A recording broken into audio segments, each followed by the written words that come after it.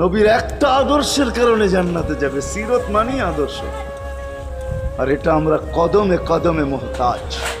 কেননা এই ছোট জীবনটা যদি গ্রহণযোগ্যতা পর্যন্ত পৌঁছাইতে হয় আল্লাহর কাছে, চাই নারী হই, চাই যুবক হই, চাই বৃদ্ধ হই, যেই মানুষই হই না কেন, যেখানেরই হই না কেন, যেই বাসারই হই না কেন, যেই বর্ণেরই হই না কেন, যেই পেশারই হই না কেন, যেই সোসাইটিরই হই না কেন, এই জীবনটাকে যদি গ্রহণযোগ্যতা পর্যন্ত পৌঁছাইতে হয় কার কাছে? দুনিয়া আলাদের কাছে না, মালিকের কাছে, যিনি এক ফোঁটা পানির থেকে অস্তিত্ব দিছেন, যার কাছে আবার আমাদেরকে ফিরা যেতে হবে।